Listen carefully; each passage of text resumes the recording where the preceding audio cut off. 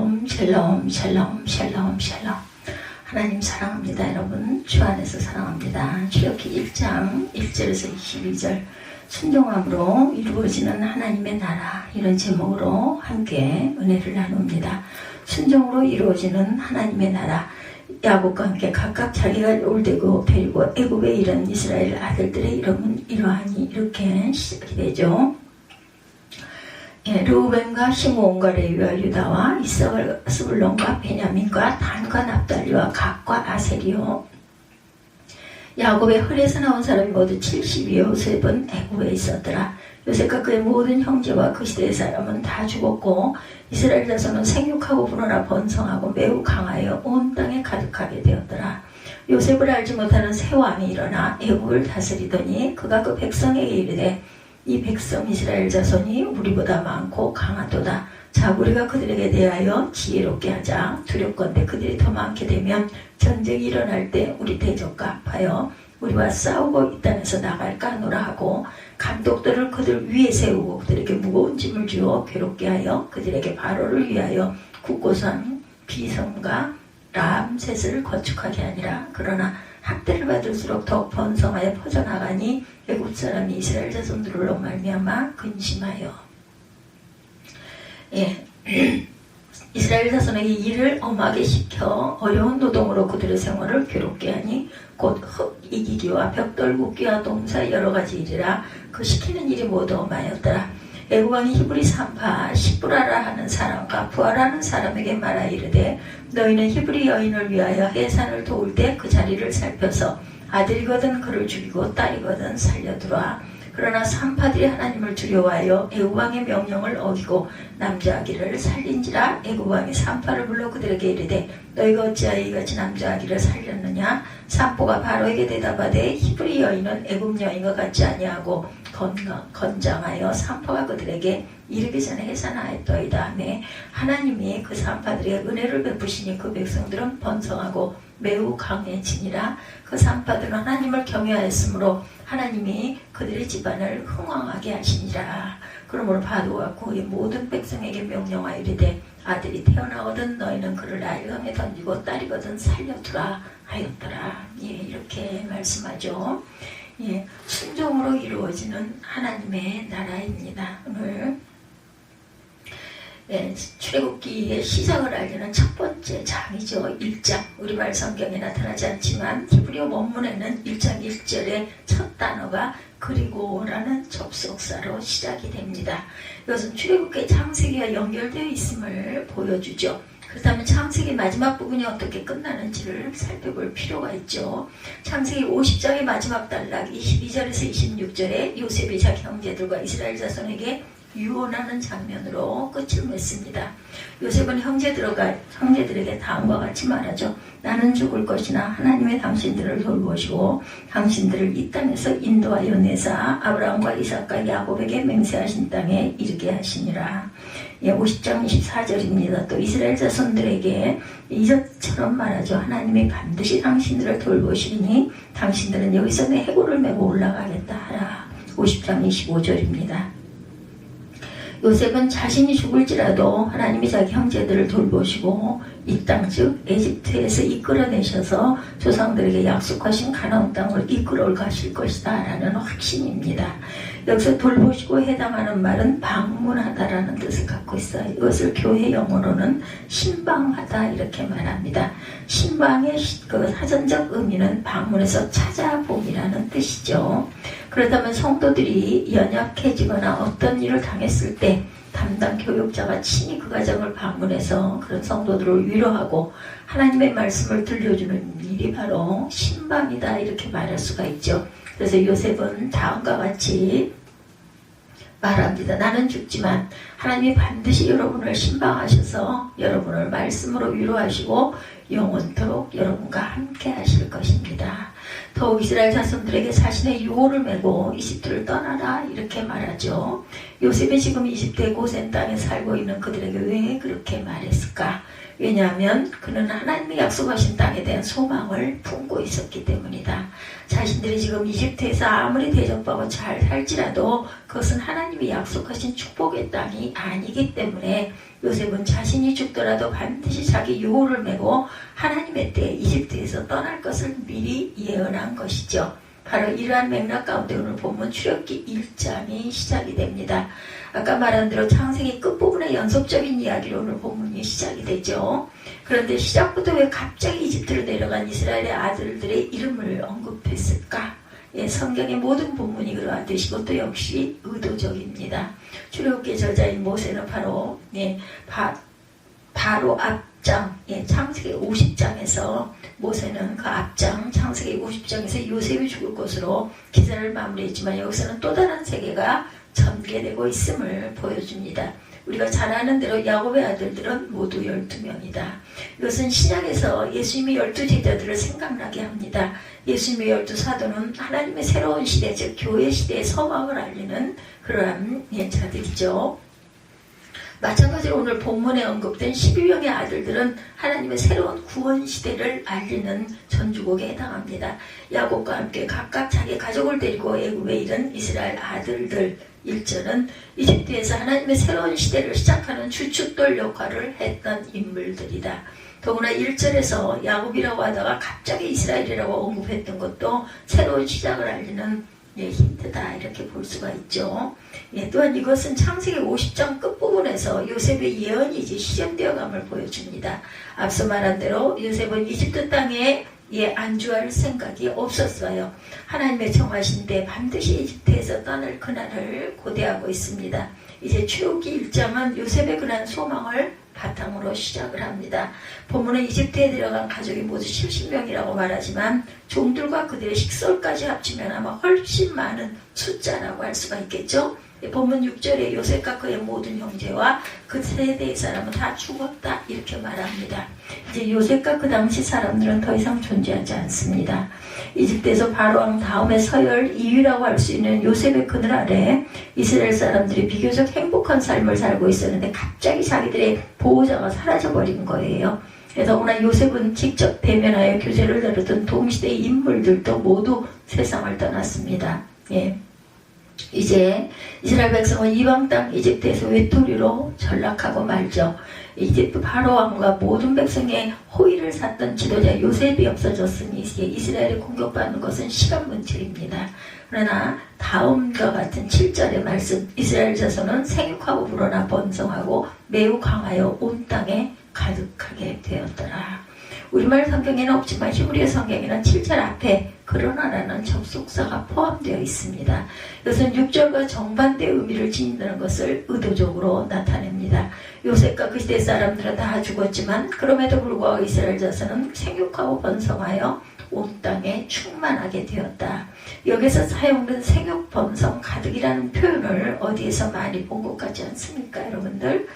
창세기 1장 28절에 보면 하나님이 그들에게 복을 주시며 하나님이 그들에게 이르시되 생육하고 번성하여 땅에 충만하라, 땅을 정복하라, 바다의 물고기와 하늘의 새와 땅에 움직이는 모든 생물을 다스리라 하시니라. 바로 이 구절에서 똑같은 단어 3개, 즉 생육, 번성, 충만이라는 단어가 등장을 합니다. 그 다음에 오늘 본문 7절은 태초에 하나님의 천지를 지으실 때 사람에게 명령하신 언약의 축복을 나타낸다고 말할 수가 있어요. 태초에 아담에게 명령하셨던 번성에 대한 축복이 지금 언약의 백성 이스라엘 가운데 재현되고 있다. 이스라엘은 남의 나라에서 단순히 밥 먹고 아이를 많이 낳았다고 이해할 것이 아니라 예전에 한 개인에게 약속했던 하나님의 언약이 이제 이스라엘을 통해 이루어진다라고 이해해야 합니다. 이스라엘 자손이 엄청나게 불어나지 이제 외부의 공격이 시작이 되죠. 8절을 보면 요셉을 알지 못하는 새 왕이 일어나 이집트를 다스리기 시작했다입니다. 요셉을 알지 못하는 새로운 왕, 본문에 당시 바로의 이름이 등장하지 않아 정확히 알 수는 없지만 출애굽기 배경을 바탕으로 추정해 본다면 이집트 18왕조의 투투모세 1세를 가리킨다고 볼 수 있습니다. 옥스퍼드 원어 성경 대전에 증가하고 있습니다. 또 요셉을 알지 못하는 새 왕이라는 표현을 볼 때 이집트 왕조가 한번 뒤집어졌다는 사실을 또한 알 수가 있죠. 원래 셈족 계통인 힉소스 민족이 이집트를 지배했는데 이때 요셉이 국무총리의 자리까지 올라가서 이스라엘의 보좌 역할을 했던 것이다. 그러나 이제 원래 이집트 민족이 힉소스족을 몰아내고 다시 재집권했다는 일이죠. 그래서 그들은 요셉을 알지 못했던 것이다. 물론 요셉의 명성을 들을 수는 있었으나 힉소스인들처럼 요셉과 이스라엘을 우대하지는 않았다라는 뜻이죠. 제18 왕조 입장에서 보면 힉소스인들이나 이스라엘이나 모두 자신들의 대적이나 다름이 없습니다. 이제 요셉을 알지 못하는 새 왕은 이스라엘의 엄청난 숫자로 증가함을 보고 긴장하기 시작을 합니다. 9절 10절이죠. 오늘 본문 그가 백성에게 이르되 이 백성 이스라엘 자손이 우리보다 많고 강하도다. 우리가 그들에게 대하여 지혜롭게 하자. 두렵건대 그들이 더 많게 되면 전쟁이 일어날 때 우리 대적과 합하여 우리와 싸우고 이 땅에서 나아갈까 하노라 하고, 요셉을 알지 못하는 바로 왕은 자기 딴엔 지혜로운 방책을 강구하죠. 그것은 다름 아니라 엄청난 노역입니다. 일을 시킵니다. 이스라엘 민족을 노예로 삼아 그들에게 날마다 엄청나게 고된 노역에 시달리게 하면 전쟁을 일으킬 우려도 없고 더구나 이스라엘의 필살기라고 할 수 있는 인구 증가도 막을 수 있다라는 생각을 한 것입니다. 본문 10절에서 전쟁이 일어날 때 우리 대적은 누구일까? 앞서 말한 대로 그들은 힉소스인들입니다. 18왕조 입장에서 보면 그 두 집단 모두 자신들의 대적이기 때문에 이스라엘 백성이 전쟁을 일으킨다면 필연적으로 힉소스 민족과 힘을 합치게 된다고 판단을 했던 것이죠. 아무튼 당시 이집트 파라오는 이스라엘 백성에게 엄청나게 고된 노역을 부과했다. 감독들을 그들 위에 세우고 그들에게 무거운 짐을 지어 괴롭게 하여 그들에게 바로를 위하여 북고성 밭, 비동과 람셋을 건축하겠다. 11절에 증가합니다. 여기서 북고성이라는 말은 곡물을 저장해 놓은 일종의 토성 같은 것으로 실제로는 군사적인 용도로 사용됩니다. 우리가 영화 같은 데서 봤듯이 고대 이집트 당시 세운 피라미드 같은 건축물을 지으려면 얼마나 많은 노예들이 동원되었는지를 상상하기도 힘들 정도로 엄청났겠죠.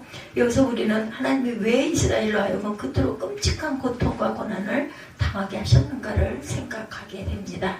이스라엘이 이집트 종살이를 하게 된 것은 이스라엘의 범죄가 아니라 적어도 요셉이 이집트 국무총리로 있을 때만큼은 이스라엘이 비교적 야훼 신앙을 잘 고수했다고 봐야 합니다. 창세기 50장과 오늘 본문 사이에는 이스라엘의 범죄가 소개되지 않아요. 물론 이스라엘이 야훼 하나님 앞에 죄를 전혀 짓지 않은 것은 아니겠지만 적어도 오늘 본문의 고난만큼은 이스라엘의 직접적인 범죄의 결과는 아니다. 창세기 15장 13, 4절을 읽어봅니다. 야훼께서 아브라함에게 이르시되 너는 반드시 알라. 내 자손이 이방에서 객이 되어 그들을 섬기겠고 그들은 400년 동안 내 자손을 괴롭히리니 그들이 섬기는 나라를 내가 징벌할지며 그 후에 내 자손이 큰 재물을 이끌고 나오리라. 이 말씀은 야훼 하나님이 아브라함에게 주셨던 약속의 말씀이에요. 아브라함과 오늘 본문은 대략 500년 정도의 시간적 차이가 있습니다. 더구나 구체적인 기원과 출애굽할 때 상황까지 정확하게 미리 알려주고 있습니다. 실제로 이스라엘은 430년간 이집트에서 종살이를 했고 출애굽할 때 그들은 이집트인들의 마구 던져준 엄청난 재물을 가지고 나오죠. 아브라함에게 주신 하나님의 말씀에 따르면 이스라엘이 이집트에서 종살이하며 고난의 삶을 살았던 것은 아모리 족속의 죄악 때문이다. 15장 16절에 증거합니다. 구약에서 아모리 족속은 가나안 족속이라는 말과 동의어로 사용이 돼요. 그러니 아직 가나안 족속의 죄악이 가득 넘쳐날 때까지 이스라엘은 이집트에서 노예 생활을 해야 한다라는 것입니다. 아브라함이 말씀을 받을 때 그는 가나안 땅에 있었어요. 아브라함이 하나님의 말씀을 받은 바로 그곳에서 이제 이스라엘이 되돌아가야 할 시점이 다가온 것입니다. 여기에서 우리는 대속의 의미를 발견합니다. 죄는 분명히 가나안 족속이 저질러 놓고 하나님의 백성 이스라엘이 대신 고통을 당하고 있어요. 호세아 11장 1절에 이스라엘이 어렸을 때 내가 사랑하여 내 아들을 애고에서 불러냈거늘 이렇게 말씀하죠. 하나님은 호세아의 선지자의 입을 통해서 이스라엘을 내 아들이다 이렇게 칭합니다. 즉 이스라엘을 자신의 아들의 신분처럼 존귀하게 생각하신다라는 거죠. 마태복음 2장 14, 5절을 찾아봅니다. 14절에 요셉이 일어나 밤에 아기와 그의 어머니를 데리고 애굽으로 떠나가 헤롯이 죽기까지 거기 있었으니 이는 주께서 선지자를 통하여 말씀하신 바 애굽으로부터 내 아들을 불렀다 함을 이루려 하심이라 이렇게 말합니다. 여기서 마태는 이집트에서 종살이하는 이스라엘을 아기 예수님으로 분명히 예표하고 있어요. 호세아 선지자는 노예 생활하는 그들을 어린 이스라엘을 부르고 마태는 어린 이스라엘을 아기 예수님으로 칭하고 있습니다. 그렇다면 오늘 본문에서 이스라엘 백성이 별 이유 없이 이방 땅에서 고난받은 것은 예수 그리스도의 고난의 삶을 예표했다라고 말할 수가 있죠. 쉽게 말해 의인이 불의한 자를 대신해서 고난을 받은 것이다. 이것이 바로 대속의 의미입니다. 이스라엘은 가나안 족속의 죄악이 가득 찰 때까지 그들을 대신하여 고통을 당해야 했어요. 정말 스스로 불합리하다고 생각했을지 모릅니다. 무엇 때문에 그들이 고통을 당해야 하는지를 두고 하나님께 항변했을 수도 있어요. 표면적으로 자신들의 보호자 요셉이 죽었다는 이유와 힉소스인들을 불러낸 18왕조의 파라오 때문에 그들은 고통을 당했습니다. 그러나 하나님의 섭리는 그렇지 않았다. 하나님의 조상들에게 약속하신 그 땅의 거주민들이 죄를 더 저질러 하나님의 진노를 살 때까지 이스라엘이 기다려야 했던 것이죠. 우리는 이스라엘의 노예 생활에 비춰서 오늘 그리스도인들의 삶을 돌아봅니다. 오늘날에도 많은 그리스도인들이 고난받기를 꺼려하고 있어요. 물론 고난 자체를 즐길 수는 없습니다. 만일 그런 사람이 있다면 그는 자기 학대를 통해 쾌감을 느끼는 정신질환자임이 틀림이 없어요. 우리는 때로 애매한 고난도 감수하기도 합니다. 분명히 내가 잘못한 일도 없는데 자꾸 내 상황이 뒤틀리고 하는 일마다 되는 일이 없어요. 그럴 때는 누군가를 대신해서 자신이 고난을 당한다라고 생각을 하게 되죠. 하나님의 뜻이 있기 때문에 하나님이 정해 오신 그 기한까지 저와 여러분이 고난이 지속될 것이다. 그렇다고 우리가 당하는 모든 고난을 그러한 의인의 고난으로 생각하는 것은 잘못된 것이죠. 왜냐하면 우리는 타락한 본성이 남아있기 때문에 내가 저지른 죄의 결과로 고난을 얼마든지 경험하기 때문입니다. 그런 애매한 고난을 당할지라도 우리는 소망을 가져야 한다. 왜냐하면 하나님이 정하신 기한 동안만 그 고난의 삶이 지속될 것이기 때문입니다. 그리고 또 한 가지 분명한 것은 나로 하여금 고난을 당하게 하는 그 대상을 율법과 그 규범과 윤리적 지침은 사실 지키라고 해서 지켜지는 것도 아니죠. 화를 내지 않고 살아갈 수가 있겠는가? 화를 낼 때마다 예수님을 말씀을 지키지 않았다고 자책해야 할까? 복음이 율법을 폐기하려는 것도 아니고 또는 좀 더 고상한 율법으로 나가는 것도 아니라면 도대체 뭘 어떻게 하라는 말이냐? 종잡기 힘들다 하고 궁금하게 생각하는 분들이 더 많을 거예요. 실제 신앙생활에 혼란을 많이 느끼게 됩니다. 살아가면서 양극단으로 치우치는 경우가 많아요. 헌금과 교회 출석만 해도 이미 복음으로 자유로워졌으니 헌금과 교회 출석이라는 율법에 얽매일 필요가 없다라고 생각한다든지 그것에 더 철저히 매달립니다. 더 많은 사람들은 이러지도 못하고 저러지도 못하고 대충 어중간한 상태에서 신앙생활을 할 거예요. 복음 안에서 율법이 완성된다는 말씀을 다시 기억하시기 바랍니다. 모세의 율법을 무조건 폐기하는 것의 능사가 아니고 그렇다고 그것을 절대화하는 것도 바른 길은 아니다. 예수님은 앞으로 설명한 것처럼 마태복음 5장에서 모세의 율법에 대한 반명제를 말씀하세요. 그것은 해겔 철학 개념으로 설명하면 율법의 그 지향입니다. 복음을 통해 율법이 새로운 차원으로 지향, 즉 끌어올림을 받은 것이다. 여기서 모세의 율법은 부정되지만 동시에 복음 안에서 새로운 빛을 얻습니다. 이 복음의 빛을 경험하십니까 여러분들? 그 빛으로 세상과 인생을 새롭게 보게 되는 경험이 있으신지요? 초기 기독교인들과 지난 2000년 역사에서 바른 신앙의 길을 갔던 사람들이 경험한 바로 그 진리의 빛입니다. 어떤 사람을 사랑하면 그를 위해 하는 일들이 힘든 게 아니라 오히려 기쁨과 자유로 경험되듯이 그리스도를 통해서 주어진 복음의 빛은 우리로 하여금 모세의 율법에서 자유롭게 할 뿐만 아니라 그것을 새로운 차원에서 더 책임감 있게 더 성실하게 기쁨으로 받아들이게 하죠. 이 복음의 빛으로 저와 여러분의 삶이 환히 비춰지는 소망이 피어 일어나는 귀한 시간들, 귀한 2026년이 되시기를 주님의 이름으로 축복합니다. 오늘 출애굽기 1장 1절에서 22절 순종으로 이루어지는 하나님의 나라, 이런 제목으로 함께 은혜를 나눴습니다. 기도하시겠습니다.